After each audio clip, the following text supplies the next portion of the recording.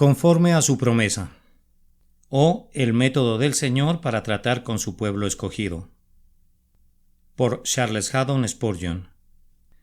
Las dos simientes. Capítulo 1. Está escrito que Abraham tuvo dos hijos, uno de la esclava, el otro de la libre, pero el de la esclava nació según la carne, más el de la libre por la promesa. Gálatas capítulo 4, 22 al 23. Abraham tuvo dos hijos. Ismael e Isaac fueron, más allá de toda disputa, verdaderos hijos de Abraham. Pero uno de ellos heredó la bendición del pacto y el otro fue simplemente un próspero hombre del mundo. Miren cuán íntimamente relacionados estaban ellos dos. Nacieron en el mismo círculo, llamaron padre al mismo grandioso patriarca y moraron en el mismo campamento con él. Pero Ismael fue un extraño para el pacto, mientras que Isaac fue el heredero de la promesa. Cuán poco hay en la sangre y en el nacimiento. Un caso todavía más sorprendente que este ocurrió poco tiempo después, porque Esaú y Jacob nacieron de la misma madre, en un mismo parto. Pero está escrito: a Jacob amé, mas a Esaú aborrecí. Uno fue un hombre que recibió la gracia y el otro fue un profano. Así de próximas pueden ser dos personas y sin embargo podrían estar separadas por una gran distancia.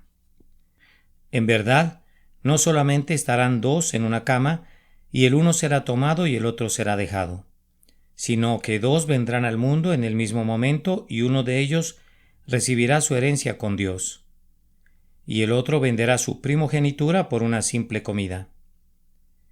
Puede ser que asistamos a la misma iglesia, que seamos bautizados en la misma agua, que nos sentemos juntos a la misma mesa de la comunión, que cantemos el mismo salmo y que ofrezcamos la misma oración.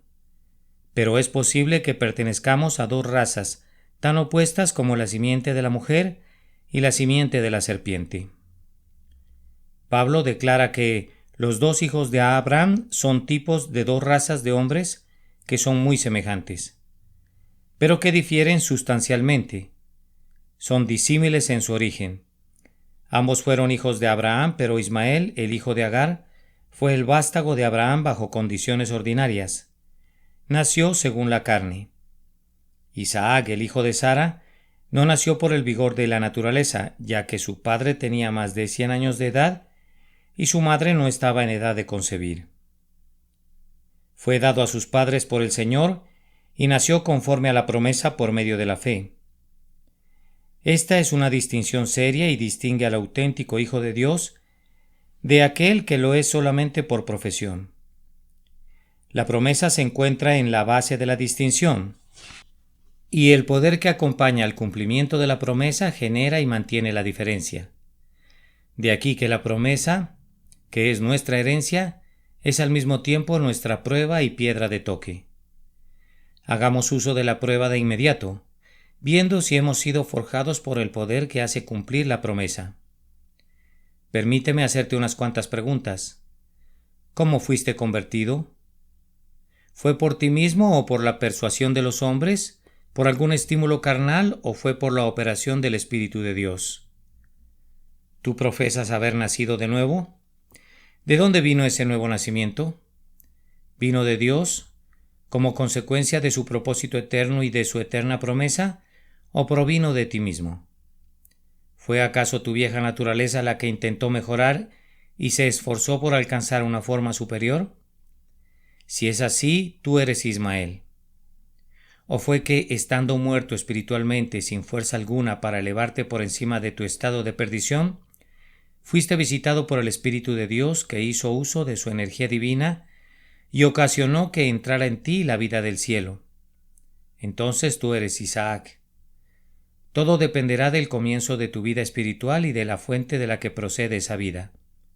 Si comenzaste en la carne, has proseguido en la carne y en la carne morirás.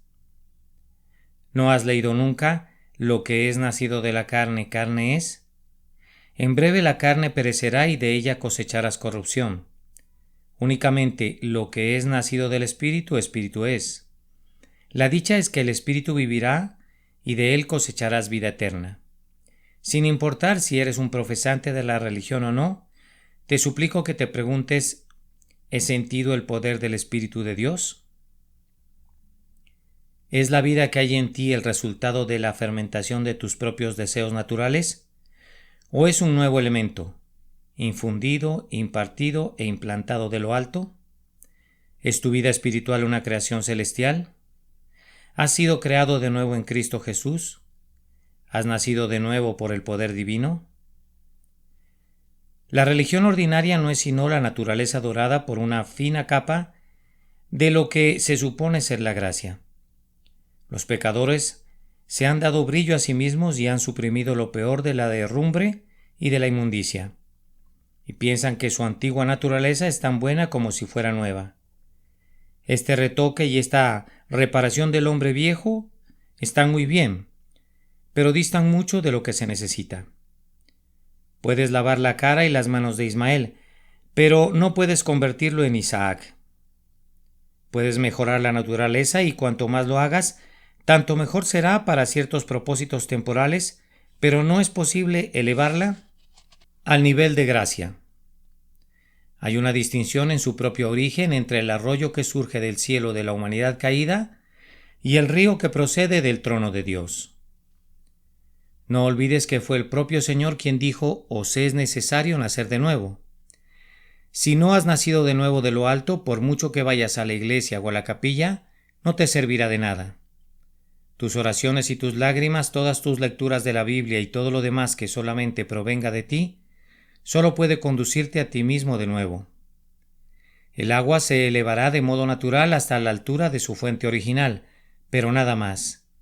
Y lo que comienza con la naturaleza humana se elevará a dicha naturaleza humana, pero no podrá alcanzar la naturaleza divina. ¿Fue tu nuevo nacimiento algo natural o sobrenatural? ¿Fue el resultado de la voluntad del hombre o de Dios? Mucho dependerá de la respuesta que des a esa pregunta. Entre el Hijo de Dios y el simple profesante hay una distinción en cuanto al origen, que es de una naturaleza sumamente seria. Isaac nació conforme a la promesa. Ismael no fue por la promesa, sino, como es natural, por la naturaleza. Donde basta la fuerza de la naturaleza no hay promesa, mas cuando el vigor humano fracasa, entonces interviene la palabra del Señor. Dios había dicho que Abraham tendría un hijo de Sara, y Abraham lo creyó y se gozó por ello, y su hijo Isaac nació como resultado de la promesa divina por el poder de Dios. De no haber mediado una promesa, tampoco habría nacido Isaac, y no puede haber ningún creyente verdadero aparte de la promesa de la gracia y de la gracia de la promesa. Benévolo lector, permíteme indagar aquí acerca de tu salvación. ¿Eres salvo por lo que has hecho? ¿Es tu religión el producto de tu propia fuerza natural? ¿Sientes que puedes hacerle frente a todo lo que esa salvación requiera? ¿Concluyes que te encuentras en una situación feliz y segura por tu excelencia natural y por tu habilidad moral? Entonces sigues el mismo camino que Ismael y no obtendrás la herencia. Porque la herencia celestial no es una herencia conforme a la carne, sino conforme a la promesa. Si dices, por otro lado, mi esperanza se apoya solamente en la promesa de Dios, Él ha proclamado esa promesa en la persona de su Hijo Jesús para todo pecador que crea en Él. Por lo tanto, yo creo y confío en que el Señor cumplirá su promesa y me bendecirá. Yo busco las bendiciones celestiales, no como resultado de mis propios esfuerzos, sino como el don del inmerecido favor de Dios.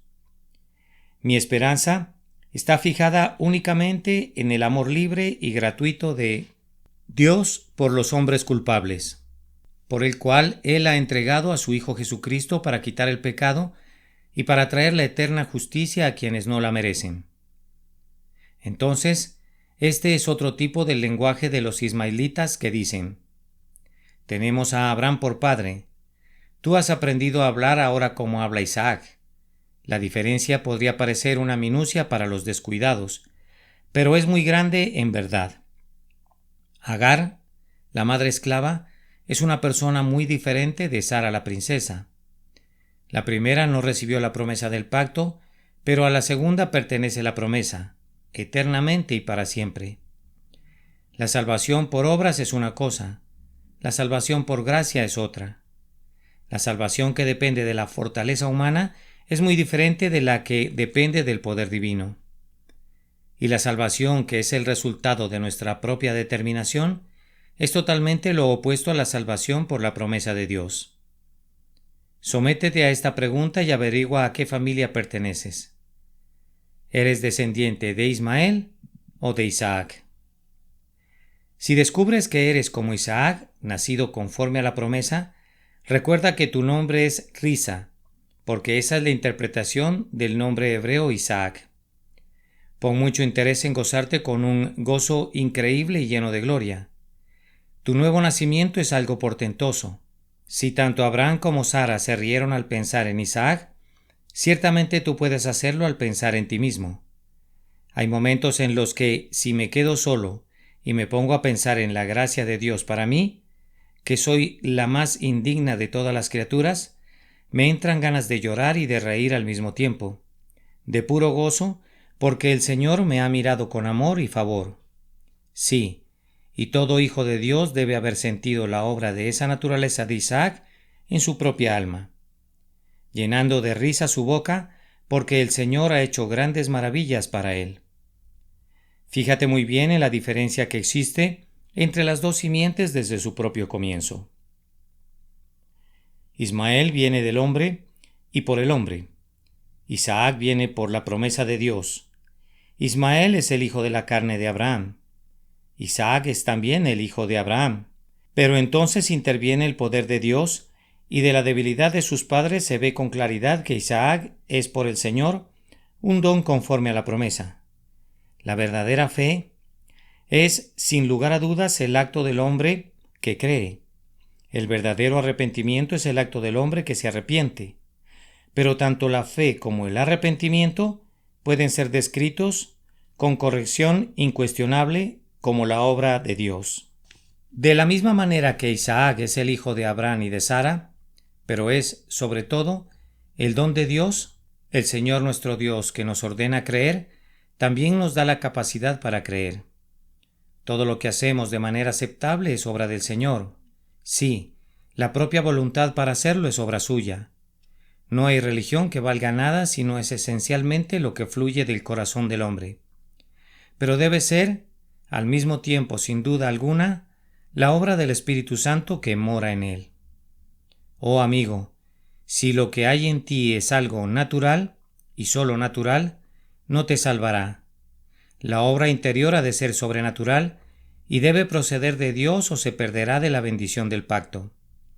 Una vida de gracia será tu propia vida, al igual que Isaac fue verdaderamente hijo de Abraham, pero será aún más de Dios. Porque la salvación es del Señor, hemos de nacer de lo alto. Y siempre que se trate de nuestros sentimientos y acciones relacionadas con la religión, hemos de poder decir: Señor, también hiciste en nosotros todas nuestras obras. Capítulo 2. Las dos vidas.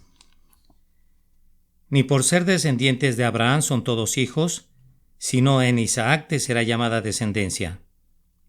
Esto es, no los que son hijos según la carne son los hijos de Dios, sino que los que son hijos según la promesa son contados como descendientes. Porque la palabra de la promesa es esta: por este tiempo vendré y Sara tendrá un hijo. Romanos 9, versículos 7, 8 y 9. Ismael e Isaac diferían en cuanto a su origen y por tanto hubo una diferencia en su naturaleza que fue evidente en sus vidas y se vio principalmente en su relación con la promesa. Conforme al nacimiento, así será la vida que resulte del mismo. En el caso del hombre, que es únicamente el producto de sí mismo, solamente habrá lo que le proporcione la naturaleza. Pero en el caso del hombre que es nacido de nuevo por el Espíritu de Dios, se harán presentes unas señales.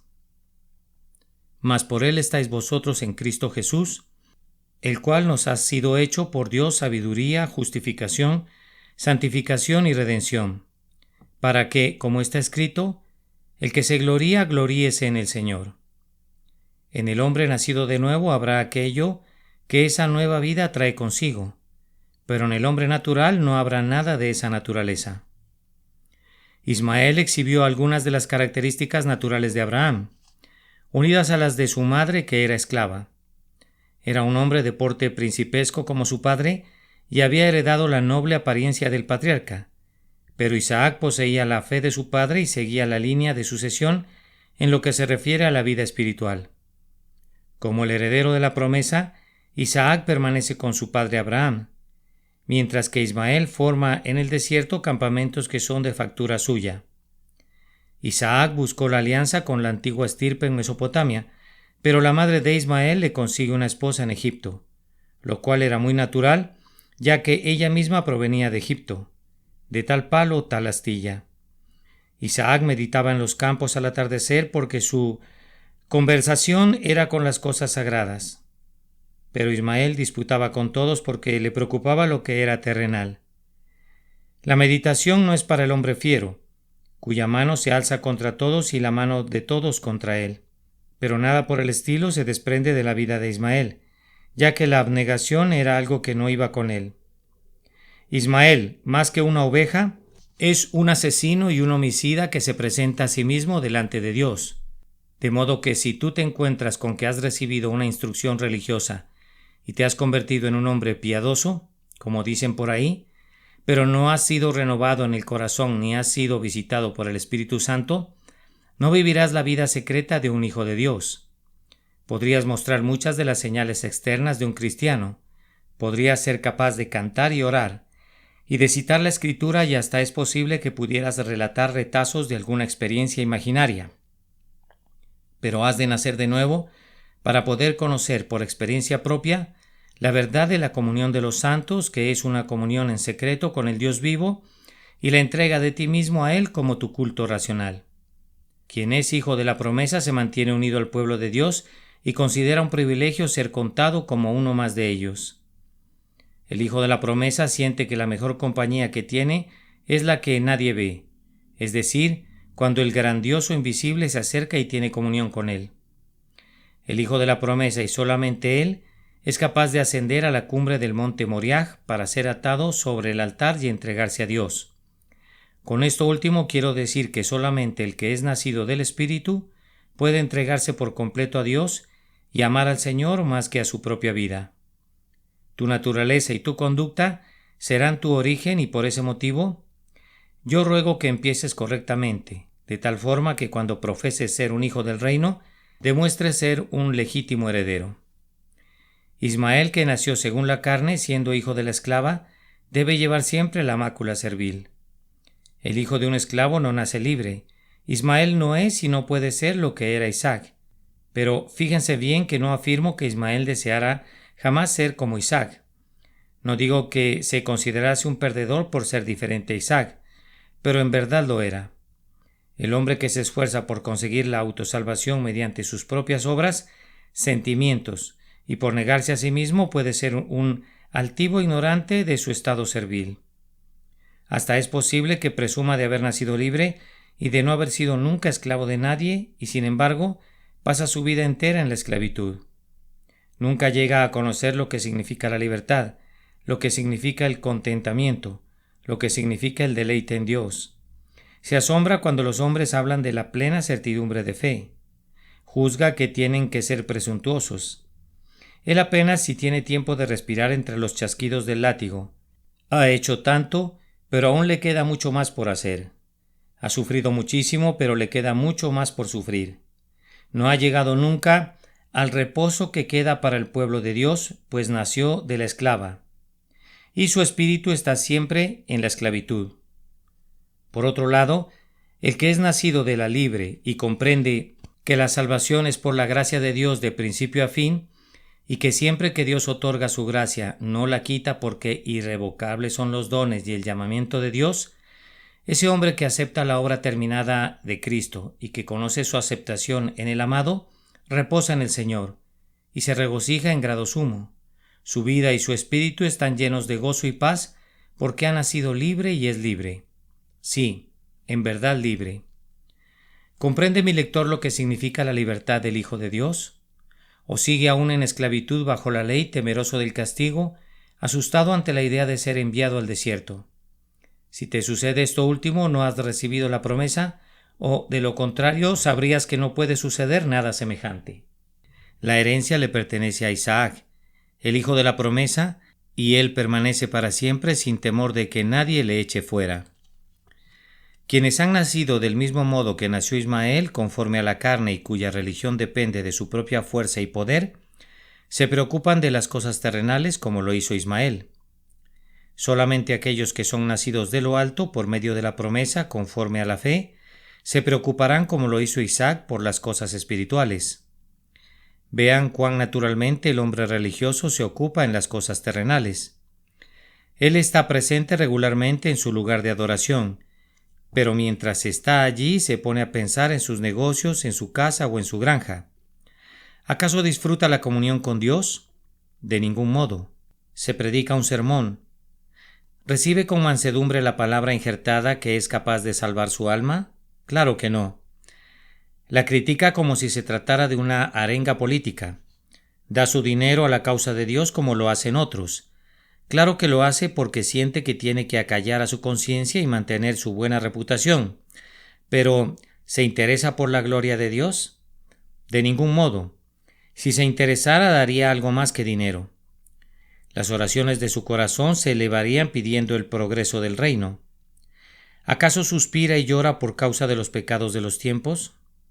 ¿Se le encuentra a solas con Dios derramando ante él su corazón angustiado porque incluso en su propia familia hay miembros que no han sido convertidos a Dios? ¿Ves alguna vez en esa persona un excelso y santo gozo cuando los pecadores son convertidos? ¿O una exaltación porque el reino de Dios está llegando? Oh, no, él nunca se eleva a eso.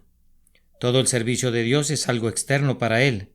No se ha adentrado nunca en la esencia ni en el corazón de las cosas espirituales, ni le es posible hacerlo. La mente carnal, incluso cuando es religiosa, está en enemistad contra Dios, y no ha sido reconciliada con Dios ni puede serlo. Es preciso que en el hombre sea creada una nueva mente. Tiene que volverse una nueva criatura en Cristo Jesús, antes de que alcance a apreciar, a comprender y a gozar las cosas espirituales. Volvamos al punto de partida. Os es necesario nacer de nuevo. Es preciso nacer del Espíritu. Tenemos que recibir una vida sobrenatural siendo revividos de nuestra muerte en el pecado. No podremos producir el fruto del Espíritu mientras no tengamos la vida interior del Espíritu. Ismael será Ismael e Isaac será Isaac. Según sea el nombre, así será su conducta. El hombre de visión y de razón y de poder humano hará lo mejor que pueda como lo hizo Ismael, pero solamente el hijo de la promesa se elevará a la vida y al camino de fe como lo hizo Isaac. Palabras difíciles, dirá alguien. A veces es una gran bendición tener que afrontar esas palabras difíciles que son presentadas muy claramente. Por este medio estaremos en el camino correcto hacia la eternidad. Alguien le dijo el otro día a un amigo mío: una vez fui a escuchar al señor Spurgeon, y cuando entré en el tabernáculo, si alguien me hubiera preguntado sobre mí, yo habría considerado ser el hombre más religioso que jamás hubiera vivido en Newington, y un hombre tan bueno, ciertamente como el mejor que hubiera formado parte de una congregación. Pero todo eso fue revertido al escuchar el Evangelio aquel día. Salí sintiéndome completamente desplumado, sintiéndome como el más vil de los pecadores sobre la faz de la tierra, y me dije a mí mismo que nunca más volvería a escuchar a Spurgeon, porque me había despojado. Sí, añadió, pero eso fue lo mejor que pudo haberme sucedido, porque me obligó a dejar de mirarme a mí mismo y a todo lo que yo era capaz de hacer y mirar a Dios y a su gracia omnipotente, y a comprender que me era necesario pasar de nuevo bajo la mano del Creador o nunca podría ver su rostro con gozo. Espero que mi lector conozca hoy esta verdad por sí mismo, porque es una verdad solemne. De la misma manera que Dios hizo primeramente a Adán, es necesario que nos vuelva a hacer de nuevo, o de lo contrario, no podremos nunca tener su imagen ni contemplar su gloria. Tenemos que estar bajo la influencia de la promesa y vivir dependiendo de ella. o nuestras vidas no serán guiadas nunca por los principios debidos, ni dirigidas a los propósitos correctos. Capítulo 3. Esperanzas divergentes. Y en cuanto a Ismael también te he oído, he aquí que le bendeciré, y le haré fructificar y multiplicar mucho en gran manera. 12 príncipes engendrará, y haré de él una gran nación. Mas yo estableceré mi pacto con Isaac, el que Sara te dará a luz por este tiempo el año que viene. Génesis, capítulo 17, versículos 20 y 21. ¿No es algo asombroso que Ismael e Isaac, dos personas tan diferentes tanto en su nacimiento como en su naturaleza, se volviesen muy diferentes en sus esperanzas? Para Isaac la promesa se convirtió en la estrella polar de su vida, pero Ismael no se levantó a una luz semejante. Ismael apuntaba a grandes cosas, pues era el hijo natural de uno de los hombres más importantes, pero Isaac buscaba cosas que eran incluso más excelsas, porque era hijo de la promesa y el heredero del pacto de gracia que el Señor había establecido con Abraham. Ismael, con su encumbrado y osado espíritu, buscaba fundar una nación que no fuese sojuzgada jamás, una raza indomable como el asno montés del desierto, y su deseo le ha sido ampliamente concedido. Los beduinos árabes de nuestros días son copias fidedignas de su gran antepasado. Ismael consiguió en la vida y en la muerte ver realizadas las estrechas esperanzas terrenales que había buscado, pero su nombre no ha quedado registrado en el libro de aquellos que vieron el día de Cristo y que murieron en la esperanza de gloria. Isaac, por otro lado, vio hacia el futuro lejano hasta el día de Cristo.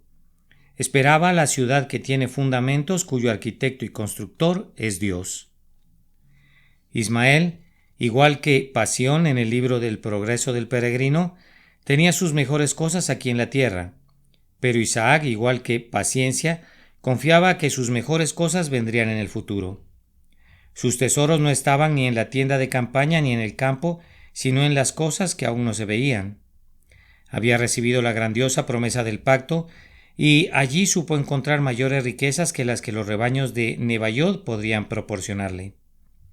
En sus ojos había resplandecido el lucero del alba de la promesa, y esperaba un mediodía de bendición en el cumplimiento del tiempo señalado. La promesa actuaba de tal modo en el que dirigía el curso de sus pensamientos y de sus expectativas. ¿Has recibido tú y has abrazado la promesa de la vida eterna? ¿Esperas tú, por tanto, cosas que aún no se ven? ¿Tienes la capacidad de ver aquello que nadie puede contemplar excepto los creyentes en la fidelidad de Dios?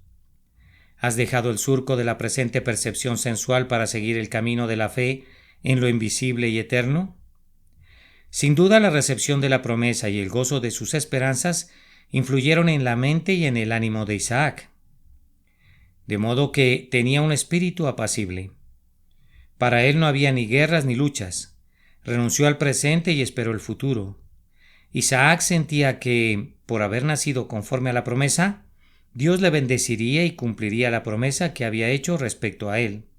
Y así, permaneció con Abraham y se mantuvo alejado del mundo exterior. Confió tranquilamente en la bendición de Dios y la esperó pacientemente. Tenía puesta la mirada en el futuro, en aquella nación que había de venir, en la tierra prometida y en la todavía más gloriosa simiente prometida, en quien todas las naciones de la tierra serían benditas. Por todo esto, miraba únicamente a Dios, juzgando sabiamente que Él había hecho la promesa. Se aseguraría personalmente de su cumplimiento.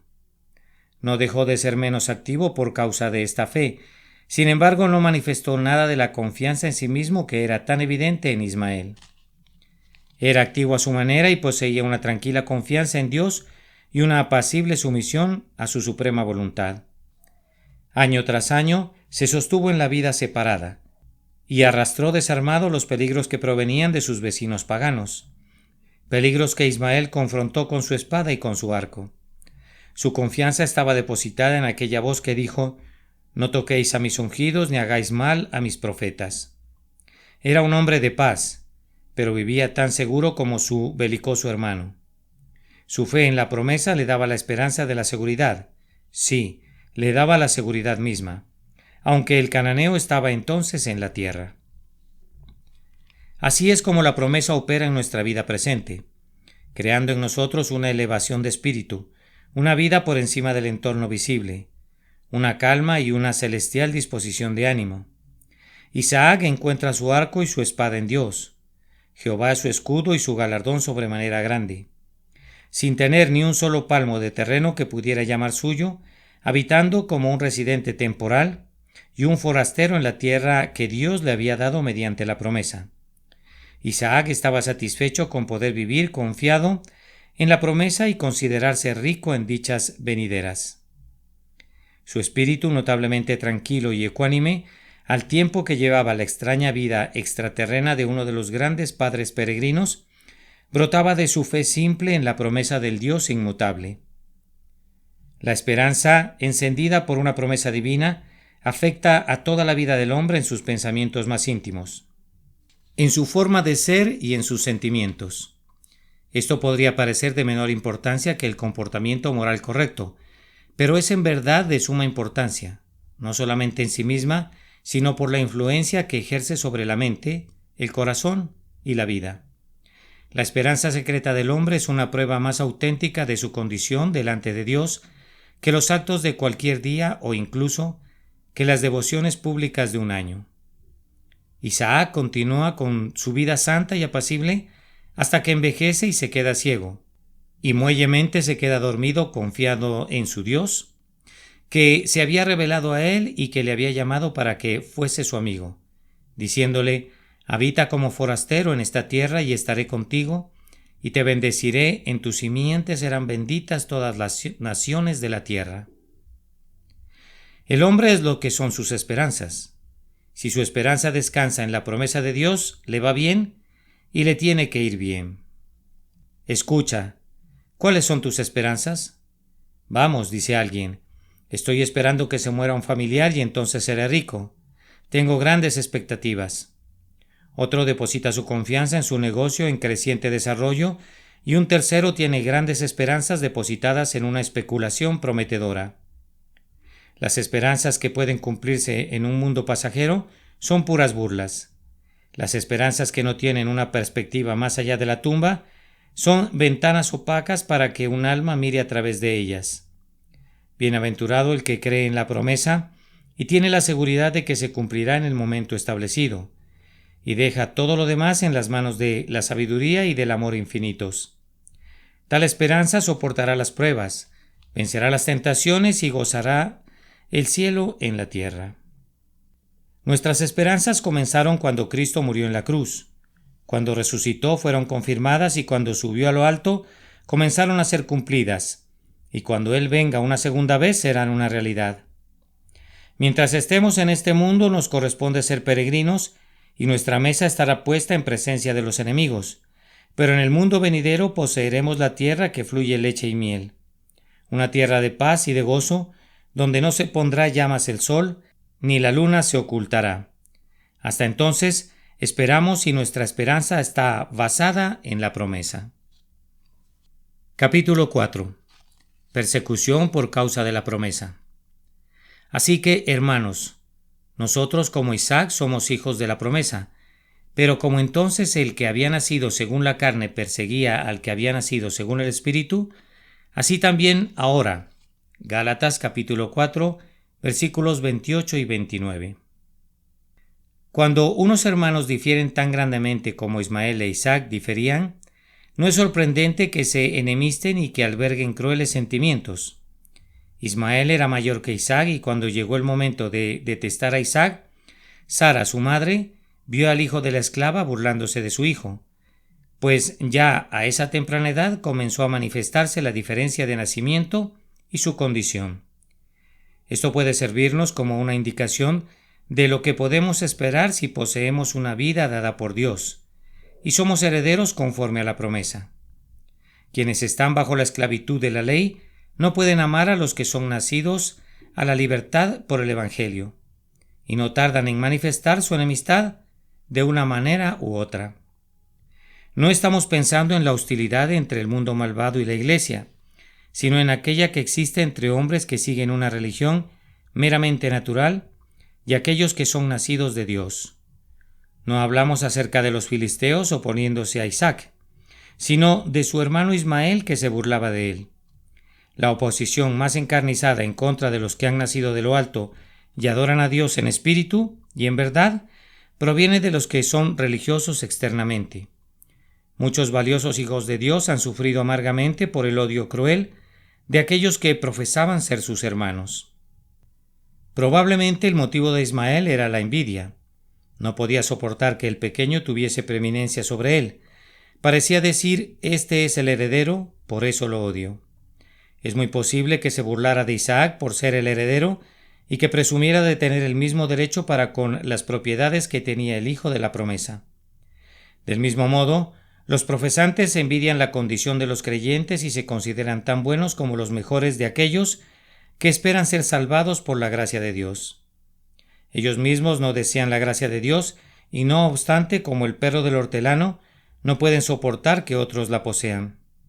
Envidian la esperanza de los santos, su paz mental y su disfrute del favor de Dios. Si alguno de ustedes descubre que esto sucede, no ha de sorprenderse en lo más mínimo. La envidia de Ismael se hizo más visible durante el gran banquete que se había organizado para celebrar el destete de su hermano, y de la misma manera los formalistas, como el hermano mayor en la parábola, se sienten más provocados cuando hay mayor ocasión de deleitarse en relación con el hijo amado por el padre. La música y la danza de la verdadera familia son hiel y ajenjo para los altivos profesantes de baja estirpe. Cuando la absoluta seguridad es destetada de la duda y el deleite santo es destetado del mundo, los fanáticos religiosos se ríen burlonamente y llaman locos a los piadosos o fanáticos, o murmuran con hosco sarcasmo: pobres necios, déjenlos solos. Son una banda de engañados. Las personas que son religiosas pero que no han sido realmente regeneradas, que se esfuerzan y esperan conseguir la salvación por sus propios méritos, normalmente muestran un odio acerbo contra aquellos que han nacido por la promesa. A veces se burlan de su debilidad. Quizá Ismael llamase a Isaac un simple bebé al que acababan de destetar. Los creyentes son también débiles y pueden suscitar muy fácilmente las burlas de aquellos que se consideran de mente resuelta. Isaac no podía negar que era débil, como tampoco los creyentes pueden negar sus faltas, y están sujetos a debilidades que pueden colocarlos bajo una justa censura. Pero el mundo va más allá de lo que es justo, y se burla de los santos por debilidades que en otras personas serían pasadas por alto. No debemos considerar extraño que nuestra insignificancia y nuestra imperfección atraigan las burlas de los altivos fariseos que tienen justicia propia y que se mofan de nosotros y de nuestro evangelio. Con frecuencia, las burlas surgen por causa de las pretensiones del creyente. A Isaac le llamaban el heredero, y eso era algo que Ismael no podía soportar. Miren, dice el legalista, no hace mucho que aquel hombre era un reconocido pecador, pero ahora dice que cree en Jesucristo, y por tanto declara saber que es salvo y que ha sido aceptado y que está seguro del cielo. ¿Han oído jamás de semejante presunción? El que abraza sus cadenas odia la presencia de un hombre libre. El que rechaza la misericordia de Dios porque confía altivamente en sus propios méritos, se enoja con el hombre que se goza en ser salvado por la gracia. Tal vez el pequeño Isaac, el hijo de esos padres tan viejos, le pareciese extraño y raro al muchacho que era medio egipcio. Ninguna persona resulta tan extraña para los demás como el hombre que ha nacido de lo alto. Vivir por fe en la promesa de Dios debería parecer la cosa más apropiada y natural del mundo, pero no se considera así. Por el contrario, el resto de los hombres cataloga como seres extraños a los que creen en Dios y actúan conforme a su fe. Los míseros muchachos de la calle lanzan improperios contra los extraños y los hombres del mundo todavía se burlan de los verdaderos creyentes por causa de su conducta y de su alejamiento del mundo. Para nosotros esto es un testimonio para bien, porque el Señor dijo: si fuerais del mundo, el mundo amaría lo suyo. Pero porque no sois del mundo, antes yo os elegí del mundo, por eso el mundo os aborrece. De mil maneras, muchas de ellas tan mezquinas que no vale la pena mencionar, el creyente puede verse obligado a experimentar vituperios y tiene que estar preparado para afrontarlos. Después de todo, hoy en día es cosa de poca importancia verse perseguidos, porque los fuegos de Smithfield están apagados. La torre de los Lodardos no contiene prisioneros y no queda ningún instrumento de tortura. Ánimo, buen hermano. Aunque se burlaran de ti, no te romperían ningún hueso. Y si eres lo suficientemente valiente como para despreciar los desdenes, podrás dormir sin que nadie interrumpa tu sueño. El hecho de que Ismael se burlara de Isaac es solamente una entre 10,000 pruebas de la enemistad que existe entre la simiente de la mujer y la simiente de la serpiente. La mezcla de ambas en el hogar de Abraham se produjo por el hecho de que fue a Egipto y actuó delante del faraón de una manera incrédula. Entonces le fue entregada la esclava a Sara y el elemento maligno se introdujo en el campamento. Sara, en una mala hora, dio la esclava a su esposo y de allí brotaron 10,000 lágrimas. Ninguna asociación de los no regenerados con la Iglesia de Dios cambiará en nada su naturaleza, y un Ismael en el campamento de Abraham es todavía Ismael. Hoy los más encarnizados enemigos de la verdad de Dios son los extraños a nuestra comunión. Estos son los que hacen que los creyentes en la enseñanza evangélica más sólida parezcan extraños en las iglesias que se fundaron teniendo como base las doctrinas de la Escritura. Nos convierten en forasteros en nuestra propia tierra. Son indulgentes con toda clase de herejías, pero luego se burlan de los que creen en la doctrina de la gracia, tildándolos de anticuados y de fanáticos, como si fueran mortales retrasados que debieran buscarse con todo cuidado una tumba y enterrarse a sí mismos. Pero con todo y eso, el hombre que confía en Dios y cree en su pacto podrá sobrevivir a todas las burlas, porque considera el vituperio de Cristo como una mayor riqueza que todos los tesoros de los egipcios. De ningún modo es vergonzoso confiar en Dios. Por el contrario, es algo honroso para los hombres nobles confiar en Él, que es fiel y veraz, y si por ello tienen que sufrir, lo harán con gozo. Cíñete pues con un valor santo, tú que estás aprendiendo por medio de la gracia a vivir descansando por la fe en la promesa de Dios. ¿Acaso aquel que es la grandiosa cabeza de la familia no fue despreciado y rechazado por los hombres? ¿Acaso el resto de la hermandad no ha de ser conformado al primogénito? Si somos copartícipes de los sufrimientos de Cristo, seremos también partícipes de su gloria, por lo tanto formemos parte y porción del crucificado, el heredero de todas las cosas. Capítulo 5. La partida. ¿Mas qué dice la Escritura? Echa fuera a la esclava y a su hijo, porque no heredará el hijo de la esclava con el hijo de la libre. Gálatas capítulo 4, versículo 30. Isaac e Ismael vivieron juntos durante un tiempo.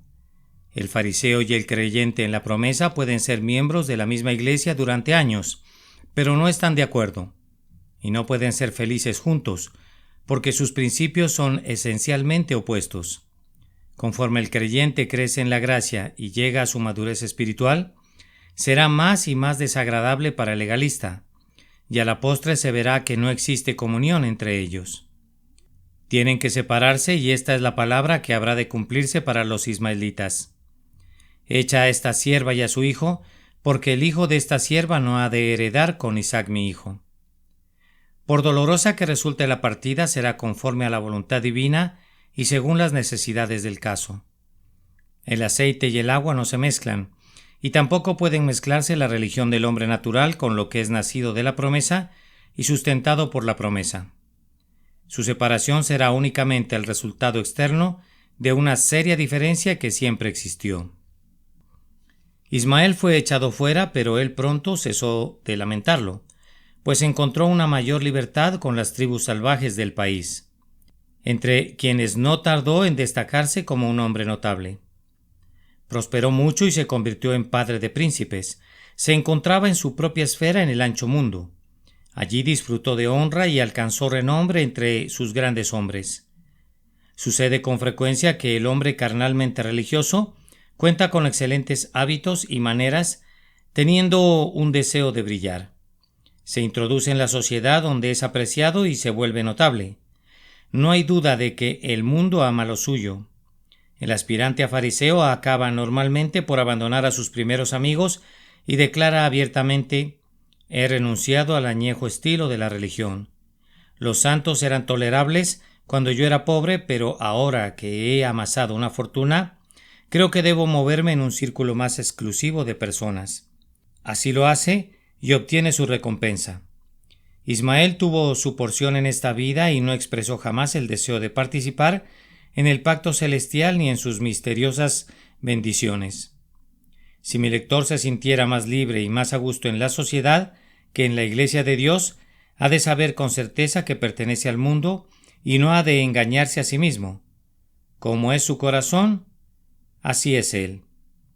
Ninguna medida de trabajo de fuerza puede convertir a Ismael e Isaac o a un mundano en un heredero del cielo. Externamente y en esta vida presente, el heredero de la promesa no parecía tener la mejor parte. Esto tampoco es algo que debamos esperar, porque aquellos que escogen su herencia en el futuro, de hecho, han aceptado la tribulación en el presente. Isaac experimentó ciertas aflicciones que Ismael nunca conoció. Se burlaron de él y por fin fue colocado sobre el altar. Pero nada parecido a eso le sucedió a Ismael. Ustedes, que como Isaac son hijos de la promesa, no han de envidiar a aquellos que son herederos de esta vida presente, aunque su porción parezca más fácil que la suya. Tú te sientes tentado a envidiarlos, como le sucedió al salmista cuando se sintió afligido por causa de la prosperidad de los malvados. Hay en este agobio una cierta medida de querer huir de nuestra escogencia espiritual. ¿Acaso no hemos aceptado recibir nuestra parte en el futuro en vez de hacerlo en el presente? ¿Lamentamos el acuerdo? Es más, cuán absurdo es envidiar a quienes no merecen sino lástima. Perder la promesa es perderlo prácticamente todo, y los justos con justicia propia lo han perdido. Estos profesantes mundanos no tienen luz ni vida espiritual y no desean eso. Qué pérdida es estar en tinieblas y no saberlo. Tienen suficiente religión para hacerse respetables entre los hombres y para sentirse cómodos en sus propias conciencias, pero esa es una triste ganancia si son abominables a los ojos de Dios. No sienten combates interiores ni luchas, no experimentan la contención del viejo hombre contra el nuevo, y así pasan por la vida con un aire festivo, sin saber nada hasta que llega su fin. Qué desgracia es ser tan embrutecido. De nuevo digo que no los envidien. Mucho mejor es la vida de Isaac con su sacrificio que la de Ismael, con su soberanía y su indómita libertad. Pues toda la grandeza del hombre mundano pronto se acabará sin dejar nada tras de sí, sino aquello que habrá de hacer el mundo eterno mucho más desdichado. Sin embargo, no se imaginen que los creyentes sean desdichados. Si en esta vida solamente esperamos, somos en verdad los más dignos de conmiseración, pero la promesa ilumina toda nuestra carrera y nos hace realmente bienaventurados. La sonrisa de Dios contemplada por la fe nos proporciona plenitud de gozo. Pongan la vida del creyente en la peor desventaja posible, píntenla con los colores más oscuros, retiren no solamente los consuelos, sino también las cosas necesarias, e incluso entonces, estando el cristiano en su peor condición, está mejor que el mundano en su óptima condición. Ismael se puede quedar con el mundo entero. Sí, le pueden quedar tantos mundos como estrellas hay en el cielo de medianoche, pero nosotros no le envidiaremos. Nos corresponde a nosotros tomar todavía nuestra cruz y ser extranjeros y forasteros con Dios en esta tierra, como lo fueron todos nuestros padres, porque la promesa, aunque a otros pueda parecerles lejana, la disfrutamos y la abrazamos por fe, y en ella encontramos el cielo aquí abajo. Morando con Dios y con su pueblo, consideramos que nuestra porción es mucho mejor que la de los más grandes y más honrados de los hijos de este mundo. La perspectiva de la segunda venida del Señor y de nuestra propia gloria eterna en comunión con Él basta para llenarnos de contento mientras esperamos su venida. Esta diferencia en la tierra conducirá a una triste división en la muerte. El hijo de la esclava será echado fuera, en la eternidad, como lo fue en el tiempo. Ninguno de los que pretenden llegar al cielo por sus propias obras podrá entrar en él, ni tampoco los que se jactan de que se lo han ganado por su propia fuerza. La gloria es reservada para los que son salvados por la gracia, y nadie que confíe en sí mismo podrá entrar allí. Cuán terrible será cuando los que se han esforzado por establecer su propia justicia y no han querido someterse a la justicia de Cristo sean echados fuera. Cuánto envidiarán entonces a los humildes que estuvieron dispuestos a aceptar el perdón por medio de la sangre de Jesús. Cómo descubrirán su insensatez y su perversidad al haber despreciado el don de Dios por proferir su propia justicia en vez de la justicia del Hijo de Dios. Así como las personas que son representadas por Ismael e Isaac son separadas a la postre, así también los principios sobre los que se basan no deben ser mezclados nunca, pues no es posible establecer un acuerdo entre ellos. No podemos ser salvados en parte por nosotros mismos y en parte por la promesa de Dios. El principio y la noción de ganarse la salvación han de ser expulsados de la mente. Todo grado y forma de ellos deben ser echados fuera. Si somos tan necios como para poner nuestra dependencia por una parte en la gracia y por otra parte en el mérito, estaríamos apoyando un pie sobre una roca y el otro sobre el mar, y nuestra caída será inevitable. La obra de la salvación no puede ser dividida. Toda la salvación tiene que ser por gracia o toda ella por obras, toda por Dios o toda por el hombre, pero no puede ser la mitad de uno y la mitad del otro. Abandonen el vano intento de unir dos principios que son tan adversos como el fuego y el agua. La promesa, y solamente la promesa, ha de ser el cimiento de nuestra esperanza, y todas las nociones legalistas deben ser descartadas drásticamente como irreconciliables con la salvación por gracia. No debemos comenzar en el espíritu y esperar ser hechos perfectos en la carne. Nuestra religión debe ser de una sola pieza. Sembrar con mezcla de semillas o vestir ropa de lana y lino juntamente era prohibido para el antiguo pueblo de Dios. Y para nosotros es ilegal mezclar misericordia y mérito, gracia y deuda. Siempre que intervenga la noción de salvación por mérito o por sentimientos o ceremonias, debemos echarla fuera sin dilación, aunque sea tan preciada para nosotros como Ismael era preciado para Abraham. La fe no es vista, el espíritu no es carne, la gracia no es mérito, y no debemos olvidar nunca la distinción, a fin de que no caigamos en un terrible error y no alcancemos la herencia que pertenece únicamente a los herederos que son conforme a la promesa. He aquí nuestra confesión de fe. Sabiendo que el hombre no es justificado por las obras de la ley, sino por la fe de Jesucristo, nosotros también hemos creído en Jesucristo para ser justificados por la fe de Cristo y no por las obras de la ley, por cuanto por las obras de la ley nadie será justificado. Gálatas, capítulo 2, versículo 16. Aquí tenemos además una clara línea que distingue el método de nuestra salvación, y nosotros deseamos mantenerla clara y manifiesta. Así también, aún en este tiempo ha quedado un remanente escogido por gracia.